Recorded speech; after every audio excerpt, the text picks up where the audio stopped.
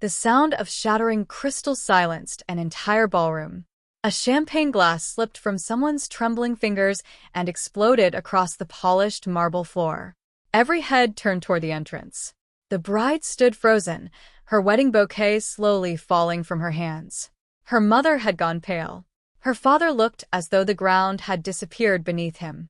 Only moments earlier, they had been laughing at the quiet driver standing beside the reception doors. Now that same driver had just been greeted by the chairman of one of the largest investment companies in the country. "Mr. Alexander Kingston, we've been searching everywhere for you." The chairman bowed. Not a polite nod. A deep bow. Behind him, nearly 20 executives lowered their heads at the same time. The ballroom became so quiet that the soft music from the string quartet sounded unbearably loud. Someone whispered, "Did he just call the driver? Mr. Kingston?" Another guest stared at the television mounted near the stage. The evening business news had just interrupted the wedding slideshow. A photograph filled the screen. The face on television was the same man everyone had spent the afternoon humiliating. The bride's younger brother slowly stepped backward. "No." His voice cracked. "No, that's impossible." The bride couldn't breathe. Her eyes filled with tears as she looked at the man she'd defended all day. He wasn't looking at the television. He wasn't looking at the executives. He wasn't even looking at the stunned guests. He was looking only at her. There was sadness in his eyes. Not anger. Not revenge. Just heartbreak. Because after everything that had happened, he still loved her. Before we discover how one ordinary wedding turned into the most unforgettable reception anyone had ever witnessed, welcome to the channel.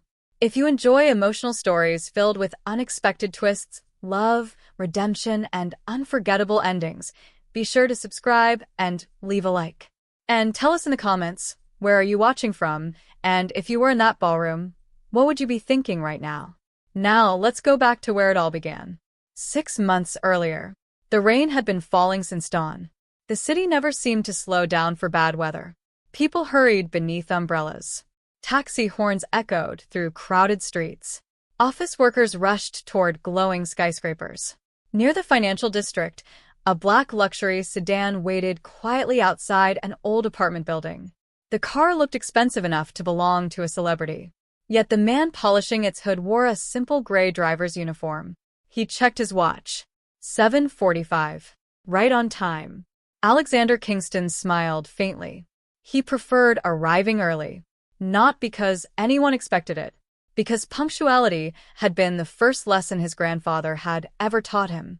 If you respect other people's time, the old man used to say, they'll eventually respect yours.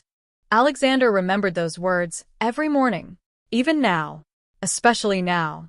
Inside the apartment building, footsteps hurried down the stairs. A young woman appeared carrying a worn canvas bag overflowing with medical files. She nearly slipped on the wet steps. Alexander reached out instinctively. "I've got you." She laughed nervously after regaining her balance. "Thank you. No injuries?" She shook her head. "Only my pride." He smiled. "That heals quickly." She studied him for a second before laughing again. "I hope you're right." Her name was Emily Carter, 28 years old, a pediatric nurse. She worked 12-hour shifts at St. Mary's Children's Hospital. Most mornings she looked exhausted. Yet somehow, she still smiled at strangers. Alexander opened the rear passenger door. Emily frowned. "You don't have to do that every day." "I know. So why do you?" "Because it's my job." She climbed into the back seat. "And what if I want to sit in front today?" Alexander blinked. "The front." She nodded. "I spend all day taking care of frightened children. I'd rather not feel like an executive being chauffeured." He chuckled. "The front seat it is." She settled beside him instead. The drive began quietly. Rain tapped against the windshield. Traffic crawled. For several minutes, neither of them spoke. Emily finally broke the silence. "You always listen." Alexander glanced sideways. "To what?" "The rain." He smiled. "I suppose I do. My father used to." Her voice softened. "He'd say rain reminds us that the world keeps moving whether we're happy or not." Alexander nodded slowly. He sounds wise. He passed away 5 years ago. I'm sorry. She looked out the window. I miss him every day. Alexander didn't offer empty comfort. Sometimes silence respected grief better than words. Emily noticed. You don't try to fix everything. I've learned some things can't be fixed. She looked at him with quiet curiosity. You've lost someone too. He didn't answer immediately. After a long pause. My grandfather. You were close? He raised me. I'm sorry. He smiled gently. So am I. The conversation faded, but something invisible had changed. Neither of them realized it yet. Trust had quietly taken its first breath across the city. Inside the top floor of Kingston Global Holdings, the emergency board meeting had become increasingly tense. Directors argued around a table longer than most departments. The media keeps asking why the new chairman hasn't appeared publicly. We're losing investor confidence. This secrecy cannot continue. A silver-haired executive rubbed his temples. Mr. Kingston gave clear instructions. And those instructions are costing us millions. The conference room doors opened. Alexander walked inside, still wearing the driver's uniform. Every executive stood instantly. No hesitation. Good morning, sir. Alexander removed his rain-soaked jacket. Sit. Within seconds, the room fell silent. He glanced through financial reports, profit charts, international acquisitions, employment statistics. Every number was committed to memory before anyone spoke. What happened in Singapore? A director swallowed. Our partners delayed the merger. Why? They believed leadership instability created uncertainty. Alexander closed the folder calmly. Approve the expansion without them. They'll come back. They always do when they realize confidence isn't determined by headlines. The room remained silent. One executive finally asked the question everyone else feared. Sir, if I may. Alexander looked up. Why continue pretending to be a driver? Another executive nodded. People assume you're avoiding responsibility. Alexander leaned back. My grandfather spent 1 month every year working anonymously. Several puzzled faces exchanged glances. He cleaned factories, worked loading docks, drove delivery trucks. He said companies look completely different from ground level. A faint smile crossed Alexander's face. I promised I'd continue the tradition. But 6 months. This isn't tradition anymore. No. He looked toward the rain-covered windows. It isn't. The room waited. Finally, Alexander spoke quietly. For the first time in my life, I've met someone who doesn't care what I own. No one interrupted.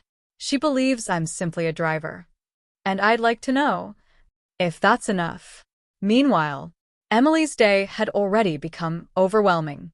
The children's ward overflowed with patients. Parents cried quietly in waiting rooms. Doctors rushed between emergency rooms. An 8-year-old boy refused treatment. I don't want another needle. Emily knelt until she was eye level with him. What's your name? Lucas. I'm Emily. He folded his arms stubbornly. I still don't want it, she whispered conspiratorially. Can I tell you a secret? He hesitated. Okay. I'm afraid of needles too. His eyes widened. Really? Absolutely. So, why aren't you crying? I cry later. He giggled. Deal. He nodded. Moments later, the injection was over.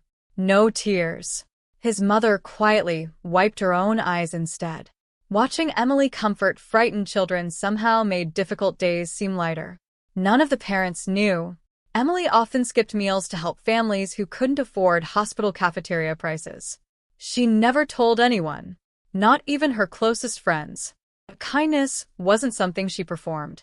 It was simply who she was. Late that afternoon, she walked outside carrying 2 cups of coffee. Alexander waited beside the sedan. You look exhausted.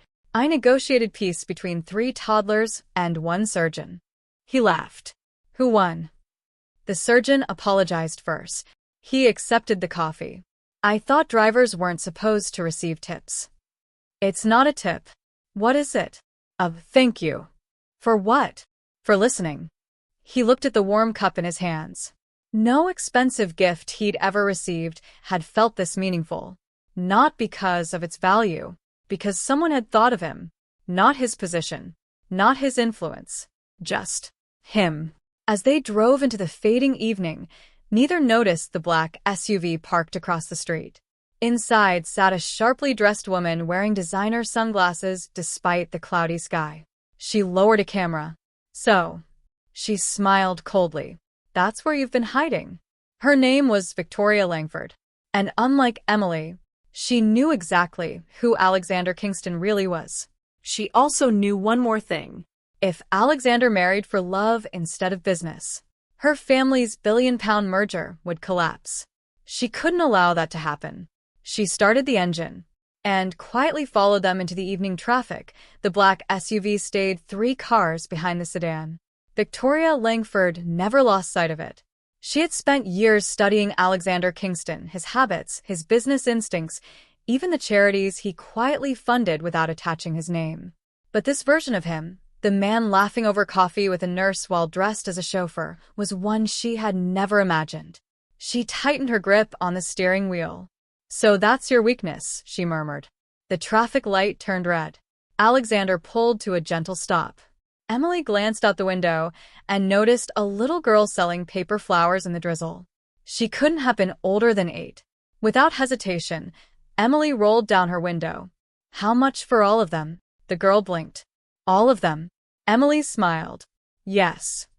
The child named a price, so small Alexander almost didn't believe it. Emily handed her several times the amount. No, miss, this is too much. Then promise me something. The little girl nodded. Buy yourself dinner before you go home. The girl's eyes filled with grateful tears. I will. As the light turned green, Alexander drove on in silence. A few minutes later, he finally asked, Do you always do things like that? Emily shrugged. My father used to say kindness should feel inconvenient. Otherwise, it probably isn't kindness. Alexander smiled to himself. Her words echoed something his grandfather had once said. The similarities unsettled him in the best possible way. Over the following weeks, a quiet routine settled between them. Every weekday morning, Alexander drove Emily to the hospital. Every evening, unless she was working a late shift, he brought her home. Sometimes they talked. Sometimes they simply enjoyed the silence. Neither realized those ordinary moments were becoming the happiest parts of their day. One Saturday morning, Emily climbed into the front seat carrying a paper bag. I made breakfast. Alexander looked surprised. For me? You've been driving me for months. That's my job. And this is my thank you. He peeked inside. A homemade bacon sandwich, fresh fruit, and a handwritten note, don't skip breakfast. People who take care of others deserve someone looking after them too. Alexander stared at the note longer than he intended. No board member had ever worried whether he'd eaten. No investor had asked if he'd slept. People admired his success. Emily noticed his humanity. That afternoon, Alexander canceled 3 meetings. His assistant nearly fainted. Sir, the European investors flew in overnight. They can wait until Monday.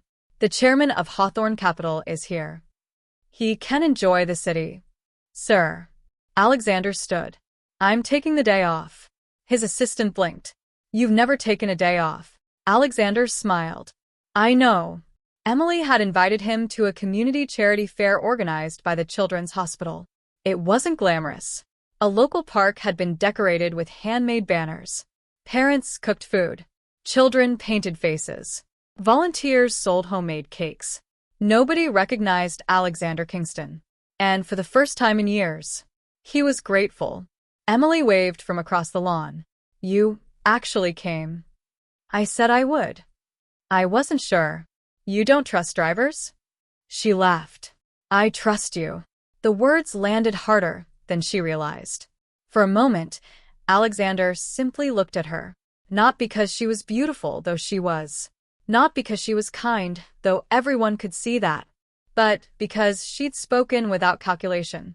Without expecting anything in return. You okay? She asked. He nodded. Just thinking. Dangerous habit.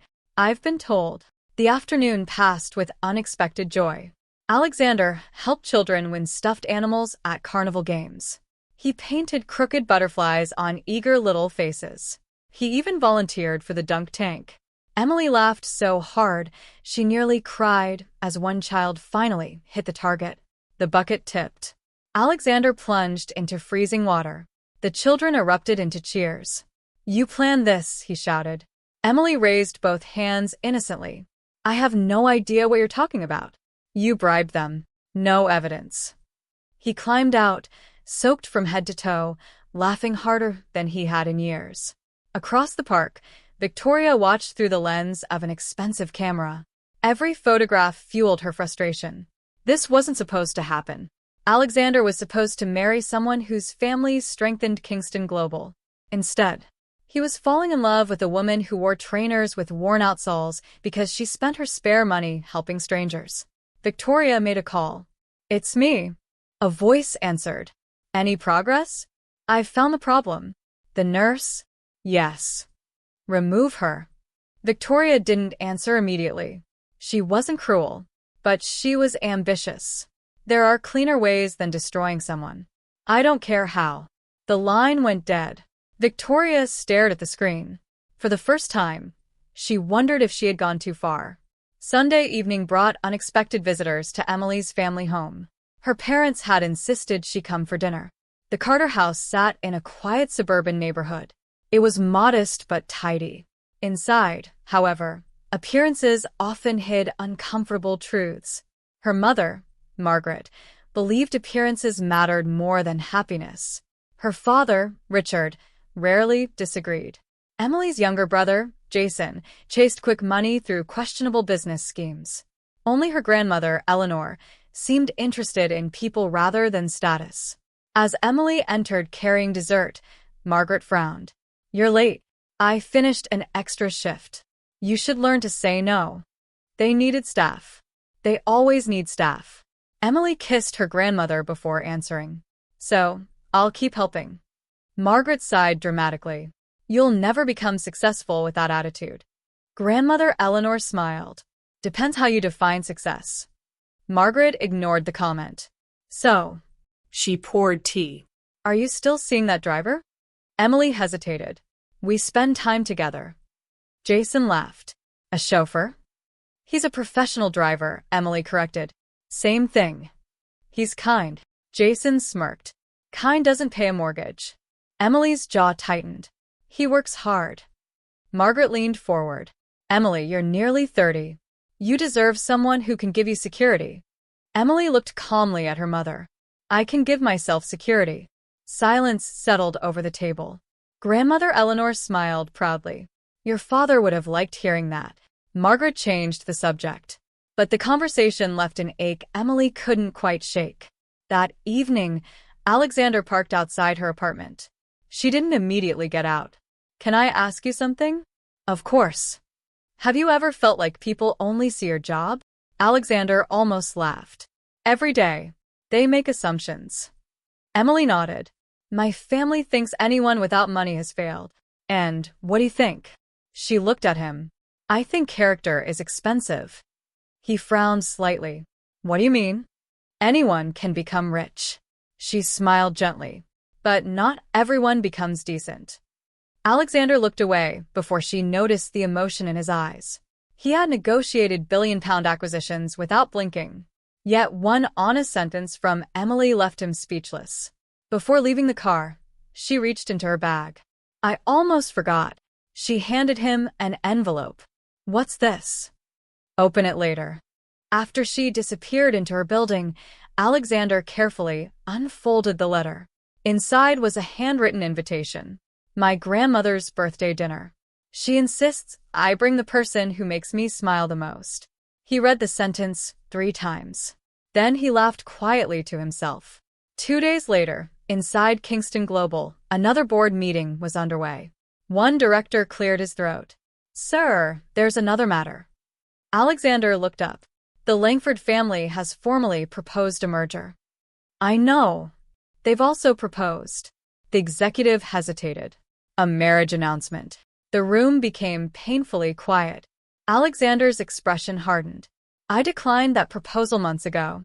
They've begun telling investors it's still under discussion. Another executive slid a folder across the table. Media speculation is growing. Alexander opened it. Magazine covers. Online articles. Television headlines. Billionaire heir expected to marry socialite Victoria Langford. He closed the folder. Arrange a press statement. Confirming the engagement is false? No. The directors exchanged puzzled looks. Alexander stood and buttoned his jacket.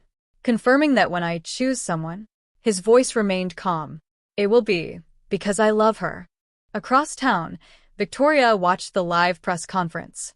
Alexander never mentioned Emily, but he had destroyed months of careful planning with one sentence. She switched off the television. Her assistant entered cautiously. Miss Langford. Victoria stared out of the window. I want everything there is to know about Emily Carter. Everything. Friends. Finances. Family. Every weakness. The assistant hesitated. And if she doesn't have one? Victoria's eyes remained fixed on the skyline. Then we'll create one. Outside, thunder rolled across the city. Unaware of the storm gathering around them, Emily smiled as she prepared her grandmother's birthday gift.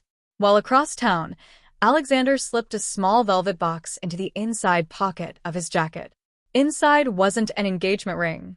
Not yet. It was his grandfather's watch. The one he'd promised himself he would only give to the woman he trusted with his heart. He had no idea that before he could tell Emily the truth, someone else was about to tell her a lie that could destroy everything. The rain returned the night before Eleanor Carter's birthday.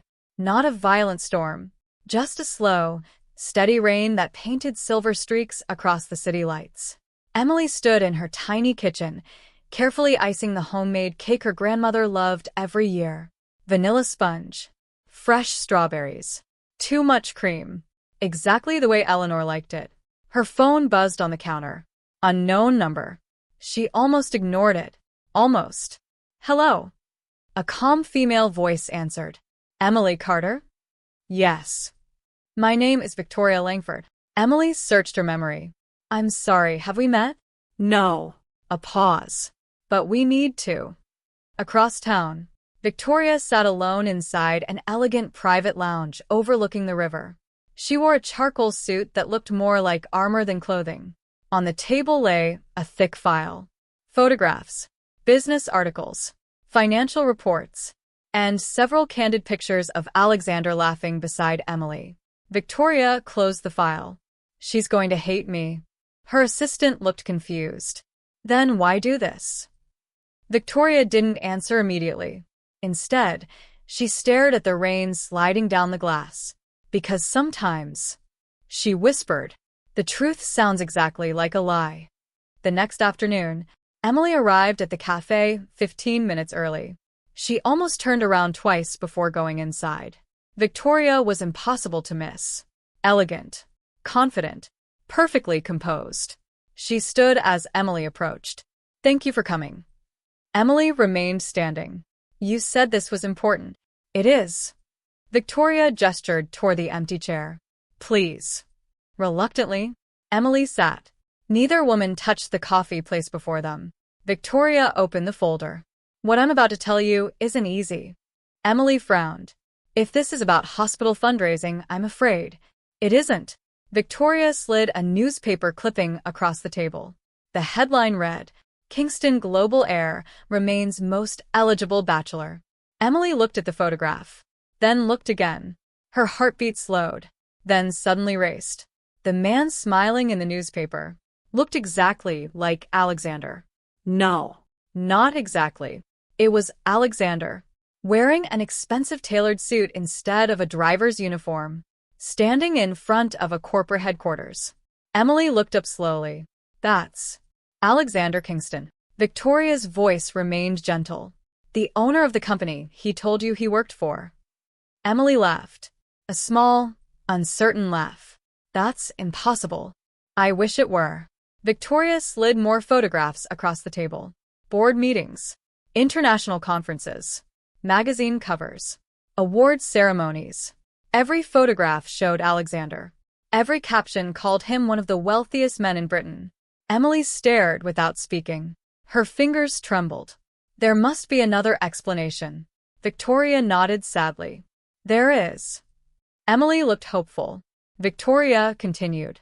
He lied. Several minutes passed in complete silence. The sounds of the cafe faded into the background. Emily felt as though everyone else's world had continued, while hers had stopped. Finally, she spoke. Why are you telling me this?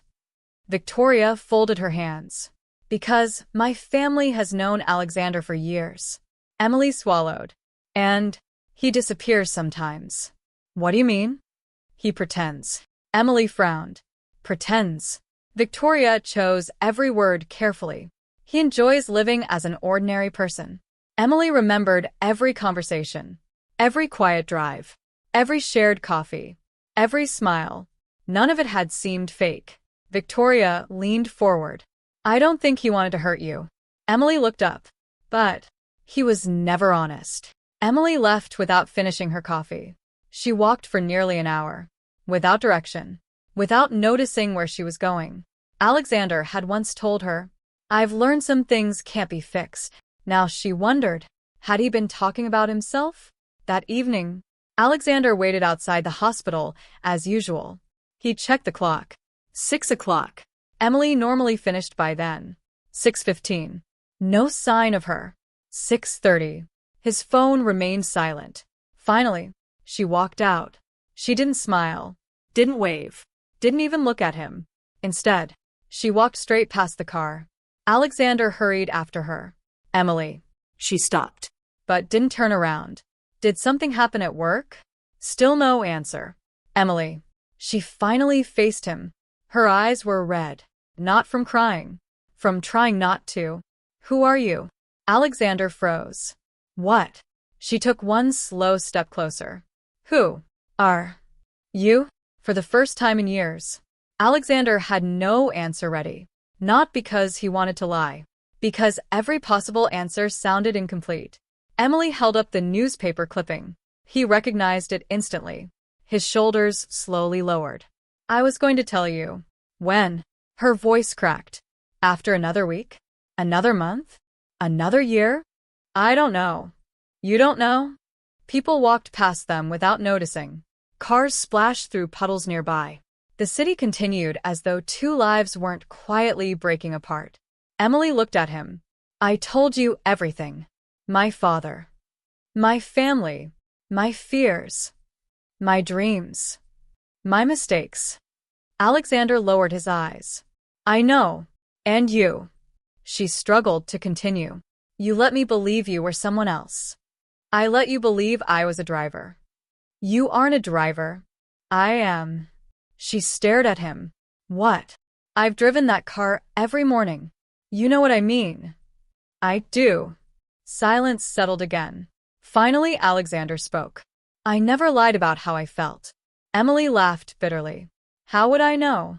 Alexander reached into his jacket. Emily instinctively stepped back. He stopped immediately. It's only... He slowly removed the velvet box. She looked at it, then at him. I wanted to give you this tonight. She didn't take it. What is it? My grandfather's watch. So...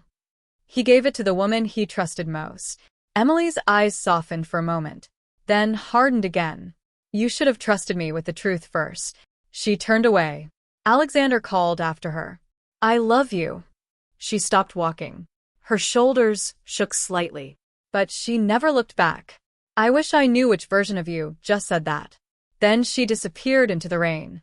For the first time since inheriting Kingston Global, Alexander felt completely powerless. He could negotiate billion-pound contracts, rescue failing companies, convince governments to invest. But he couldn't convince the woman he loved that the feeling she'd seen had always been real. The following morning, Emily arrived at work exhausted. Her best friend, Sarah, immediately noticed. You didn't sleep. Emily forced a smile. I did. Liar. Sarah closed the office door. What happened? Emily hesitated, then quietly explained everything. Sarah listened without interrupting. When the story ended, she asked only one question. Did he ever make you feel small? Emily blinked. No. Did he ever use his money against you? No. Did he ever disrespect you? Emily shook her head again. Sarah leaned back. So your problem isn't who he is. Emily frowned. It's that he hid it. Sarah nodded. That's a very different conversation. Meanwhile, Victoria received a phone call. Her assistant sounded uneasy. Miss Langford. It worked? Sort of. What does that mean? They argued. Victoria closed her eyes. And they've stopped speaking. Instead of smiling, Victoria sighed. Her assistant looked puzzled. I thought that's what you wanted. Victoria looked at another photograph of Alexander, one taken years earlier, standing beside his late grandfather, looking genuinely happy. No. She whispered. I wanted him to choose. Not manipulate. Not deceive. Choose. She hadn't expected the truth itself to become the weapon. 3 days passed. Then 4. Then 7. Alexander still drove to the hospital every morning. Not because Emily rode with him. She didn't. She took the bus now. Alexander simply parked across the street, just to make sure she arrived safely. She noticed. Every single day. Neither of them spoke. Yet, somehow, neither truly left. One evening, Emily found an elderly patient sitting alone outside the hospital entrance. He looked confused. His discharge papers rested on his lap. Are you waiting for someone? She asked. My son. What time was he coming? The old man smiled sadly. This morning. Emily understood immediately. She sat beside him. You haven't eaten. He shook his head. Without another word, she bought him dinner, called a taxi, tracked down his son's address, and personally made sure he got home safely. She returned to the hospital nearly 2 hours late. Alexander was still waiting across the street. He'd watched the entire thing. Not once had she realized. As Emily walked home alone, Alexander whispered to himself, You've just reminded me why I fell in love with you. The next morning, his executive assistant burst into the boardroom. Sir. Alexander looked up from the quarterly reports. You asked me to investigate who leaked your identity. And the assistant placed a folder on the desk. It wasn't the media. Alexander opened it. Inside was security footage, phone records, visitor logs. One name appeared repeatedly. Victoria Langford. Alexander slowly closed the file. His expression didn't show anger. Only disappointment. Arrange a meeting. Today? No.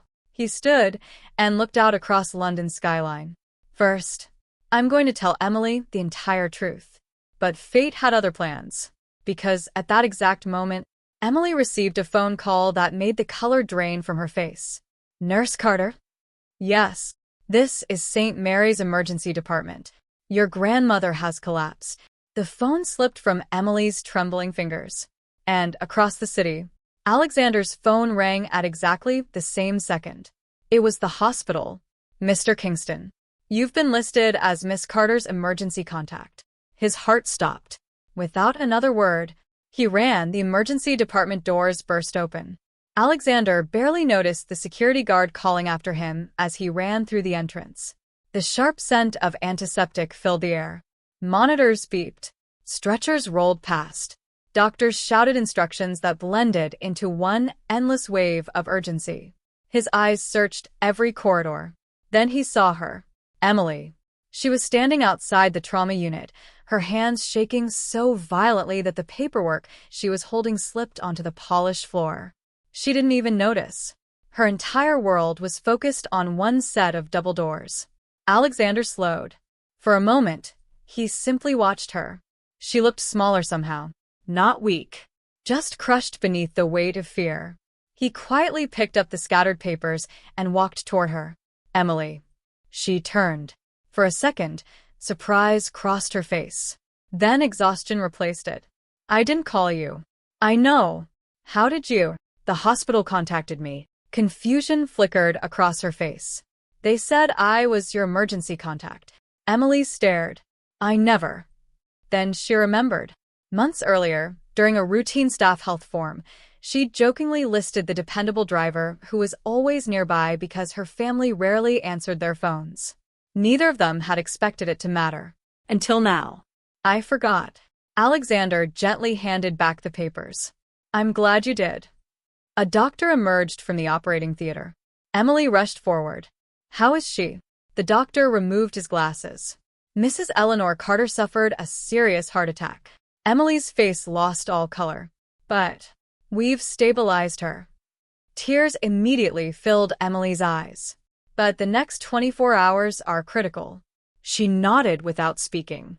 The doctor hesitated. There is another issue. Emily looked up. Her heart has been weakened for some time. What does that mean? She'll need surgery. Emily whispered. How much? The doctor looked uncomfortable. The procedure is specialized. The estimated cost is around £180,000. Silence. Emily slowly lowered her head. She had savings, but nowhere near enough. The doctor continued gently. We'll discuss payment later. No. Emily forced herself to stand straighter. My grandmother gets the treatment. We'll find a way. Alexander watched her closely. She never asked him for help. Not once. Even now. Even knowing who he really was. As the doctor walked away, Emily sat heavily in one of the waiting room chairs. She buried her face in her hands. For several minutes, neither spoke. Finally, Alexander sat beside her. I can pay for it. She didn't look up. I know. I don't want you worrying about. No. Her answer was quiet but firm. He frowned. No. She finally lifted her head. I won't let you buy your way back into my trust. His heart sank. This isn't about us. It feels like it. I would help anyone. I believe you. She took a slow breath. But if I accept that money today, her voice trembled. I'll spend the rest of my life wondering whether I forgave you because I needed you. Alexander looked at the floor. She wasn't punishing him. She was protecting herself. And somehow, that hurt even more. Across the waiting room, someone had been watching everything. Grandmother Eleanor. She had regained consciousness briefly and insisted on sitting up despite the nurse's protests. From the partially open curtain, she'd seen Alexander's face. She smiled faintly. I knew it. The nurse looked puzzled. Knew what? That young man loves my granddaughter. Later that afternoon, Richard and Margaret Carter finally arrived. Jason followed close behind. Margaret hurried toward Emily. My goodness, what happened? Emily hugged her mother. Richard turned toward Alexander. His expression hardened immediately. What's he doing here? Emily answered before Alexander could. He came when the hospital called. Richard frowned. Why would they call a driver? Emily remained silent. She wasn't ready for another explanation. Jason crossed his arms. So, he looked Alexander up and down. Still pretending? Alexander met his gaze calmly. No. Jason smirked. Good. Because everyone knows who you are now. Margaret gasped. What? Jason pulled out his phone. I told you. He opened an online business article showing Alexander's photograph. Richard stared at the screen. Then at Alexander. His face changed instantly. You. Alexander nodded once. Yes. Margaret suddenly smiled. Oh, this changes everything. Emily looked at her mother in disbelief. What? Margaret hurried toward Alexander. Mr. Kingston. I'm terribly sorry if we've ever. Alexander politely interrupted. Mrs. Carter. You've always spoken honestly. She laughed nervously. We misunderstood. Emily watched the exchange. Something inside her quietly broke. Not because her mother had apologized, but because the apology had arrived only after learning about Alexander's wealth. Grandmother Eleanor noticed too. From her hospital bed, she closed her eyes sadly. That evening, Alexander stepped outside to answer a call. His chief financial officer sounded panicked. Sir, we have a situation. What happened? The Langford Group. Alexander's expression darkened. They've withdrawn from every joint project. I expected that. It's worse. They're telling investors you've become emotionally unstable. Alexander almost smiled. Because I visited a hospital? Because you've canceled meetings. They're trying to force the board into questioning your leadership. Alexander looked back through the hospital window. Emily was comforting a frightened child whose parents were arguing with reception staff. Even while her own grandmother fought for her life, she was helping someone else. He quietly answered, "Let them question it. Sir, I know exactly where I belong tonight." He ended the call. Meanwhile, Victoria stood outside the hospital entrance. She had come twice already. Twice she had turned back. Tonight, she finally walked inside. She spotted Emily first. "Miss Carter." Emily looked up. "You." Victoria nodded. "I owe you an apology." Emily folded her arms. "For lying?" "I never lied. You left out the parts that mattered." Victoria accepted that. "Fair." Emily waited. Victoria took a slow breath. "Alexander never asked me to tell you." "I know. He planned to." Emily remained silent. "I believed exposing the truth would make him choose his responsibilities." And Victoria looked toward the corridor where Alexander had disappeared. "I underestimated how much he already had." Emily frowned. "What do you mean?" Victoria smiled sadly. For the first time in his life, he chose a person over a company. Before Emily could answer, a nurse rushed down the corridor. "Miss Carter." Emily stood instantly. "Your grandmother is asking for you." Emily hurried inside. Alexander and Victoria remained alone. For several seconds, neither spoke. Finally, Alexander broke the silence. "You could have told her differently." Victoria nodded. "I know. You hurt someone who never deserved it." "I know. And you nearly destroyed us." Victoria looked directly into his eyes. No. She answered honestly. "The secret did that." Alexander couldn't argue, because she wasn't entirely wrong. Inside the hospital room, Grandmother Eleanor smiled weakly as Emily entered. "My beautiful girl." Emily carefully took her hand. "You scared me." "I know." Eleanor looked toward the door. "Where's the young man?" Emily hesitated. "Outside." "Bring him." Emily looked surprised. "Gran, please." Moments later, Alexander quietly entered. He looked uncomfortable. Eleanor smiled. "So, you're the terrible liar." Alexander almost laughed. "I suppose I am." "You love her?" "With everything I have." And before you answer, she raised one finger. "I'm not asking about money." Alexander's eyes softened. "I know. I've loved her since long before she knew my real name." Eleanor turned toward Emily. "And you?" Emily looked away. "I don't know what I feel anymore." Her grandmother gently squeezed her hand.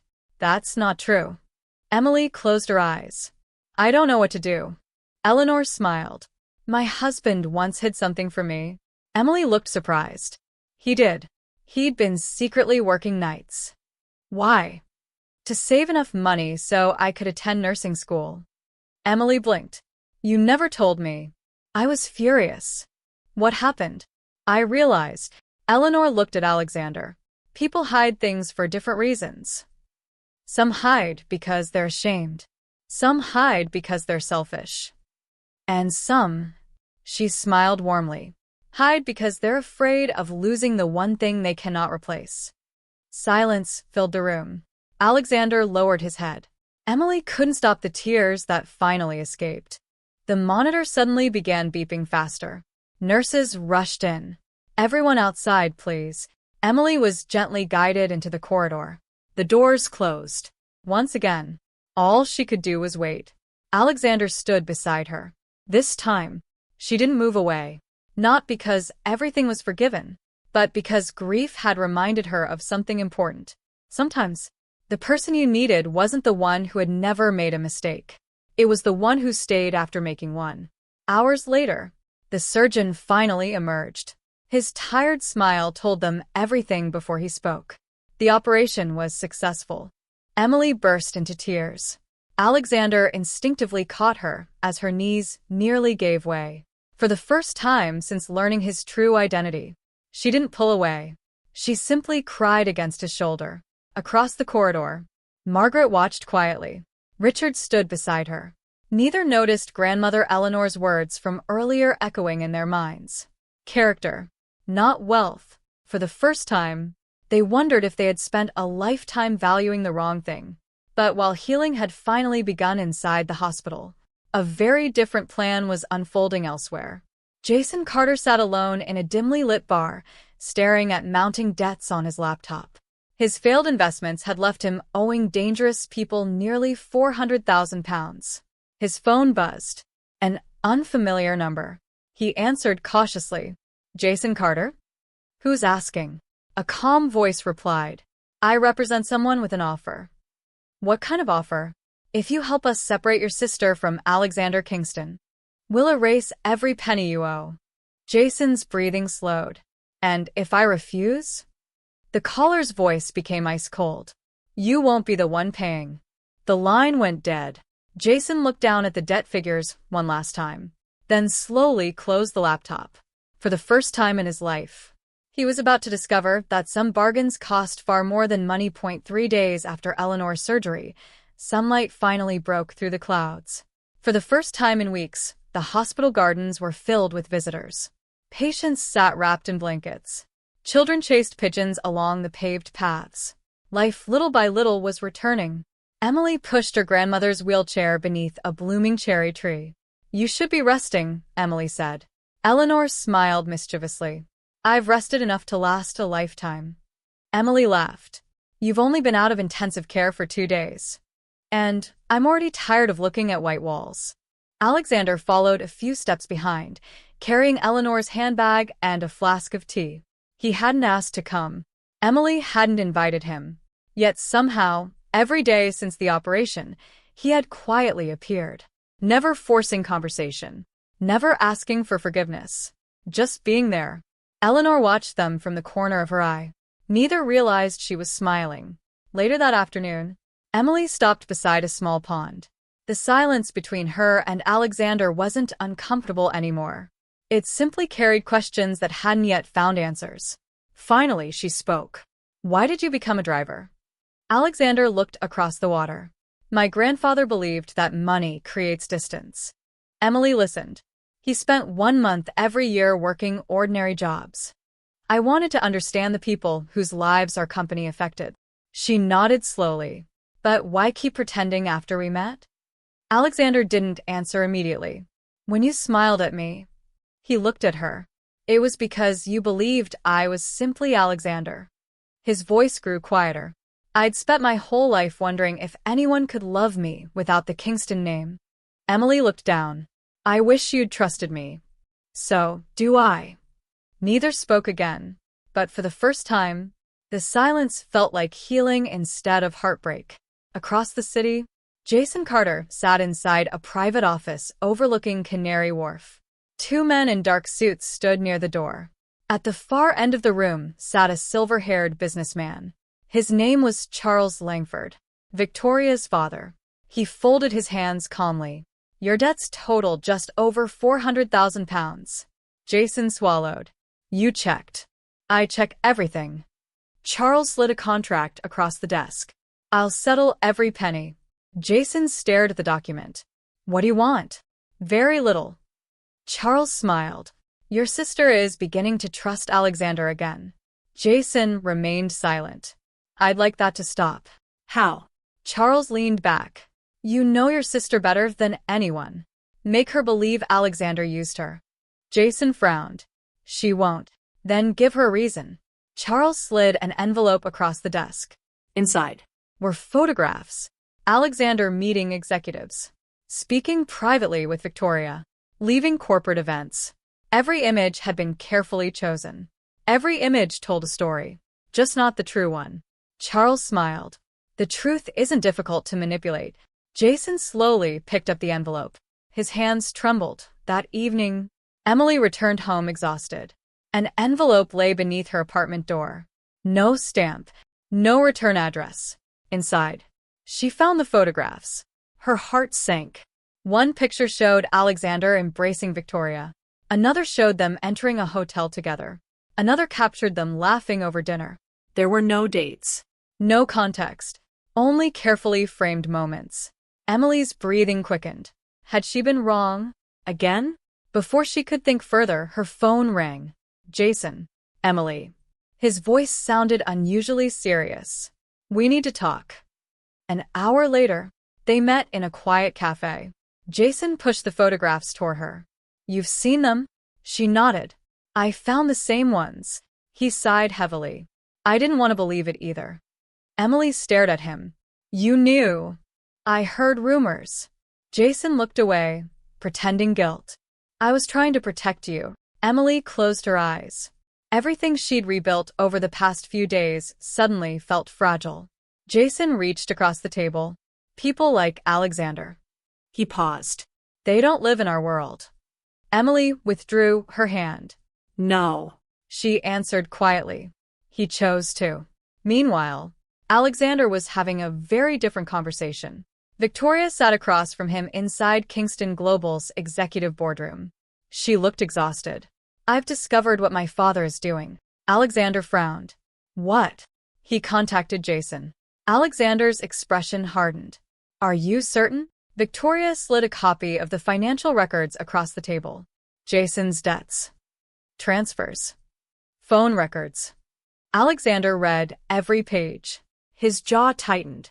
Victoria looked genuinely ashamed. "I'm sorry. This went far beyond what I intended." Alexander looked up. "I believe you." "You do. You came here." She nodded. "I couldn't let it continue." Alexander stood immediately. "I need to find Emily." But he was already too late. Emily stood alone outside her apartment building, the photographs still clutched tightly in her hands. Alexander pulled up beside the pavement. She didn't get in. Instead, she quietly held up the pictures. "I think you owe me another explanation." Alexander looked at them, then sighed. "I was wondering when these would appear." Emily frowned. "You expected this?" "I expected someone to use Victoria." He pointed to the first photograph. That was taken at a charity gala. "The press photographed every guest." He pointed to the second. "That hotel. Our annual shareholders meeting. The ballroom is inside." "The third. The hug." He smiled sadly. "The day her mother died." Emily blinked. "What?" "She'd just left the funeral. I'd known her since childhood. I was comforting a friend." Emily looked more closely. For the first time, she noticed the black clothing, the funeral flowers, the blurred church in the background, details she'd completely missed. Alexander gently took the photographs. "They're all real." He looked directly into her eyes. "But none of them tell the truth." Emily whispered. "I almost believed them." "I know. I'm sorry." Alexander folded the photographs. "Don't apologize." He smiled faintly. "This is what deception does." At that exact moment, Victoria's car pulled to the curb. She stepped out. "I'll explain everything." Emily looked surprised. "You?" Victoria nodded. "My father arranged this." "And Jason accepted his money." Emily froze. "No." Victoria handed her copies of the financial transfers. "Your brother didn't know I had access." Emily stared at the documents. Transfer. Transfer. Transfer. Every payment traced directly back to Charles Langford. Tears filled her eyes. "My own brother." Alexander gently placed a hand on her shoulder. "We'll talk to him." Emily slowly shook her head. "No." "I will." That night, Jason returned home expecting relief. Instead, he found Emily waiting in his flat. The photographs lay neatly arranged across the table. "So," she said quietly, "how much was I worth?" Jason stopped walking. "What? £400,000?" He looked away. "You don't understand." "Help me." She answered. "Understand." He collapsed into a chair. "I was desperate." Emily's anger faded into disappointment. "You should have come to me." "I couldn't." "You thought I'd judge you?" "No." His voice broke. "I thought you'd see I'd failed." Emily sat opposite him. "Jason." She reached across the table. "You already failed." He looked up. "When you decided your sister was something you could sell." Jason covered his face. For the first time, He cried. not because he'd been caught, because he finally understood what he'd almost destroyed. The next morning, Charles Langford arrived at Kingston Global expecting another negotiation. Instead, he found Victoria waiting in the lobby. You shouldn't be here. She calmly removed her company access card. I resign. Charles stared at her. Don't be ridiculous. I won't help you destroy people anymore. You'd abandon your family? Victoria smiled sadly. No. I'm trying to save what's left of it. She placed the access card on the reception desk and walked away. For the first time in her life, she chose integrity over inheritance. Later that evening, Emily stood beside the river where she and Alexander had once shared coffee after work. He approached quietly. I wasn't sure you'd come. She smiled. I almost didn't. He nodded. I would have understood. Emily looked at the water. I've spent days asking myself one question. Alexander waited. If you told me the truth on the first day. She turned toward him.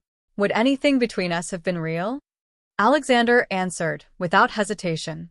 No. She looked surprised. Because you would have treated me differently. I probably would have. You would have worried about my money, my company, my name. He smiled softly. But instead, you got to know me. Just me. Emily stepped closer. And I liked that man. Alexander's eyes glistened. He's still here. Emily reached into her handbag. She removed the velvet box he had once tried to give her. I think, she whispered. I'm finally ready to open it. Emily's fingers trembled as she held the small velvet box. For weeks it had represented everything she couldn't accept. The lie. The secret. The broken trust. Tonight. It represented something else. A second chance. Alexander didn't rush her. He simply stood beside the river, watching the evening sunlight dance across the water. The city bustled around them, unaware that two lives were quietly beginning again. Emily slowly lifted the lid. Inside rested an elegant vintage watch. Not covered in diamonds. Not made of gold. Just beautifully worn with age. Its leather strap carried tiny creases from decades of use. On the inside of the case was a simple engraving. To the person you trust most. Emily gently traced the words with her fingertips. It's beautiful. Alexander smiled softly. It belonged to my grandfather. The man who raised you. He nodded. He gave it to my grandmother when they were 25. Emily looked up. You told me he wanted you to pass it on. I did. Why not an engagement ring? Alexander laughed quietly. He used to say rings can be bought. He looked at the watch. Trust has to be earned. Silence settled between them. Emily closed the box carefully. I'm not ready to wear it. Alexander's expression didn't change. I know, but... She smiled gently. I'm ready to keep it. For Alexander. That meant more than any yes. The following weekend, Eleanor was finally discharged from hospital. The Carter family gathered outside the entrance. Richard carefully helped his mother into the car. Margaret adjusted the blanket around her shoulders. Jason stood quietly behind everyone else. He looked thinner, sleepless, ashamed. Since confessing everything, he had sold his expensive watch, his sports car, and nearly everything he owned to begin repaying what he had taken. It barely made a dent, but it was a beginning. As Eleanor settled comfortably into the seat, she looked toward Jason. Come here. He hesitated, then slowly approached. I disappointed you. Eleanor smiled kindly. You disappointed yourself. He lowered his eyes. I don't know how to fix it. You don't. He looked confused. You become someone different. She gently squeezed his hand. That's how.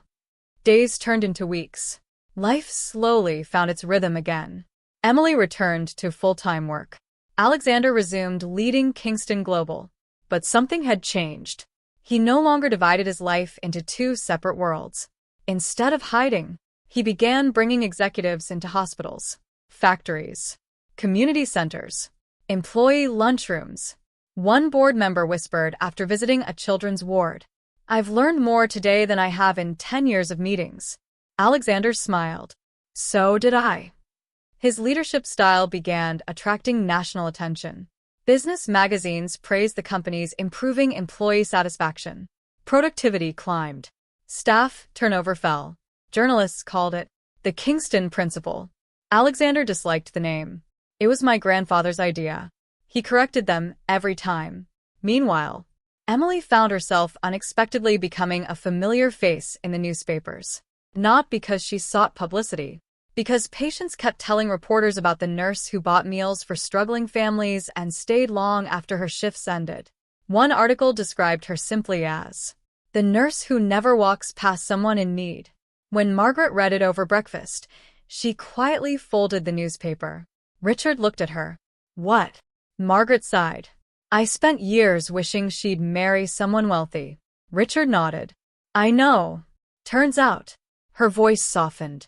She's the richest person in our family. One evening, Alexander invited Emily to his grandfather's estate. Not the enormous mansion where official functions were held.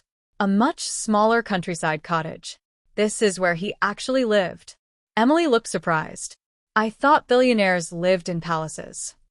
Alexander laughed. So did the newspapers.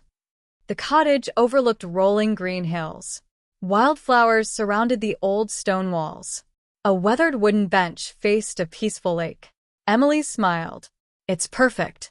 He thought so too. Alexander unlocked the front door. Inside, nothing looked expensive. Bookshelves overflowed with well-read novels. Old family photographs lined the walls. A slightly crooked clock ticked above the fireplace. The house felt lived in. Loved. Home. Emily wandered slowly through the rooms, then stopped in front of one photograph. A younger Alexander, perhaps 12 years old, Covered in mud. holding a shovel. She laughed. What happened? Alexander groaned. My grandfather told me we were planting trees. And we planted 400. Emily burst into laughter. You hated it. I couldn't feel my arms for 2 days. She looked closer at the photograph. You look happy. I was. That evening, they sat on the old wooden bench, overlooking the lake. The sky glowed orange as the sun disappeared beyond the hills. Alexander spoke first. I've been thinking. Emily smiled. That usually changes lives. It has before. He took a slow breath. I don't want to hide anymore. She looked at him. I don't either. I'm not talking about business. He turned toward her fully. I'm talking about us. Emily felt her heartbeat quicken. I love you. His voice remained calm. But I don't expect you to forget everything. I won't. I don't want you to. He reached gently for her hand. I just hope that one day you'll trust me enough to build something together. Emily looked down at their hands, then back into his eyes. I already started. Alexander frowned slightly. What? The day I decided to open the box. For a long moment, neither spoke. The silence carried more meaning than words ever could. Finally, Alexander smiled. I've got something else. Emily laughed. You keep surprising me. He reached into his jacket.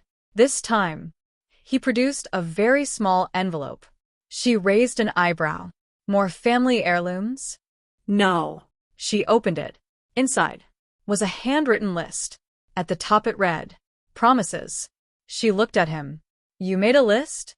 I negotiated with lawyers for years. I communicate better on paper. Emily unfolded it. The promises were simple. I promise never to hide important truths from you again. I promise to apologize before defending myself. I promise your work will always matter as much as mine. I promise we'll solve problems together instead of separately. I promise our home will always feel like a home before it feels like a mansion. Emily reached the final line. She stopped reading. Tears quietly filled her eyes. I promise that if our children ever ask what made their mother extraordinary, I won't start with the day she fell in love with me.